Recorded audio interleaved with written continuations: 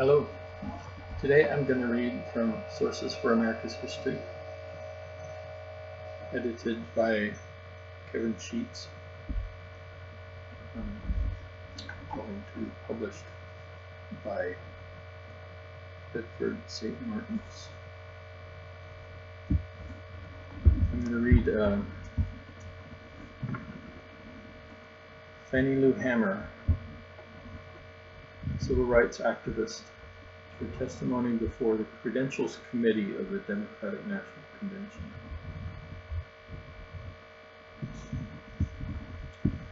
Mr. Chairman, and to the Credentials Committee, my name is Mrs.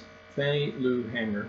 I live at 626 East Lafayette Street, Ruleville, Mississippi, Sunflower County, home of Senator James O. Eastland and Senator Stennis.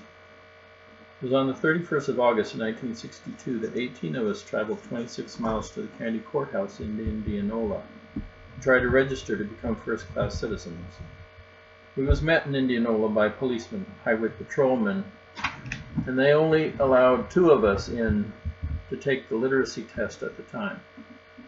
After we had taken this test and started back to Ruleville, we was held up by the city police and the state highway patrolmen and carried back to Indianola, where the bus driver was charged that day with driving a bus the wrong color. After we paid the fine among us, we continued on to Ruleville, and Reverend Jeff Sonny carried me 4 miles in the rural area where I had worked as a timekeeper and sharecropper for 18 years. I was met there by my children, who told me the plantation owner was angry because I had gone down tried to register. After they told me, my husband came and said the plantation owner was raising Cain because I had tried to register.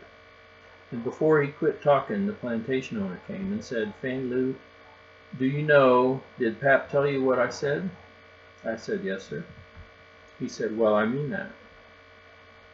Said, "If you don't go down and withdraw your registration, you'll have to leave." Said, "Then if you go down and withdraw," said, "you still might have to go because we're not ready for that in Mississippi." And I addressed him and I told him, and I said, "I didn't try to register for you. I tried to register for myself." I had to leave that same night. On the 10th of September 1962, 16 bullets was fired into the home of Mr. and Mrs. Robert Tucker for me. That same night, 2 girls were shot in Ruleville, Mississippi.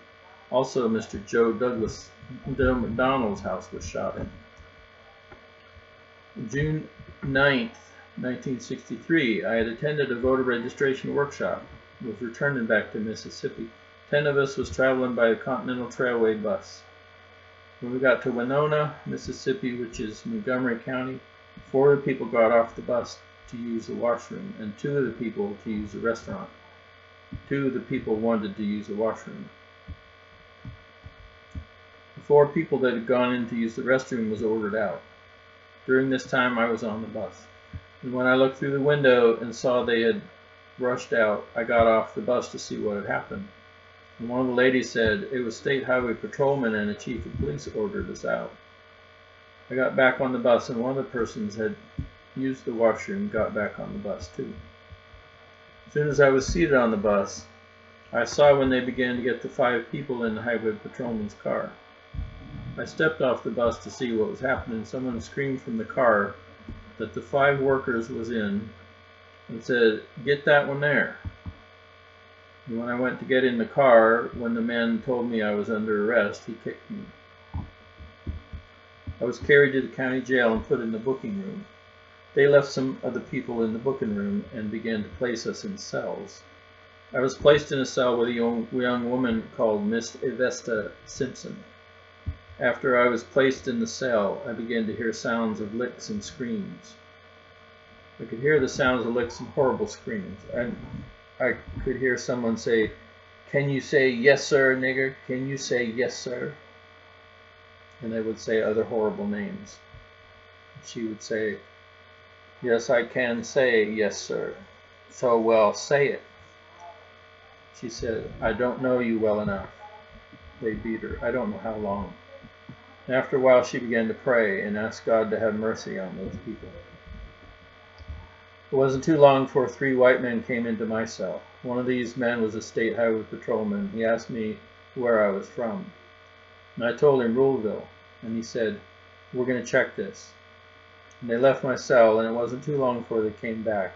He said, "You are from Ruleville, all right," and he used a curse word, and he said, "We're going to make you wish he was dead." I was carried out of that cell into another cell where they had 2 Negro prisoners. The state highway patrolman ordered the first Negro to take the blackjack. The first Negro prisoner ordered me, by orders from the state patrolman, for me to lay down on the bunk bed on my face. I lay down on my face, and the first Negro again began to beat me. And I was beat by the first Negro till he was exhausted. I was holding my hands behind me at that time on my left side, because I suffered from polio when I was 6 years old.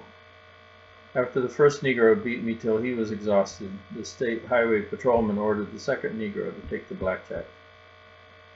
The second Negro began to beat, and I began to work my feet, and the state highway patrolman ordered the first Negro who had beat to sit on my feet to keep me from working my feet. He began to scream, and the white man got up and began to beat me in my head and tell me to hush. The white man, my dress had worked up high. He walked over and pulled my dress. I pulled it down, and he pulled it back up. I was in jail when Medgar Evers was murdered. All of this is on account that we want to register, to become first-class citizens, and if the Freedom Democratic Party is not seated now, I question America. Is this America, the land of the free and the home of the brave, where we have to sleep with our telephones off the hook because our lives be threatened daily, because we want to live as decent human beings in America?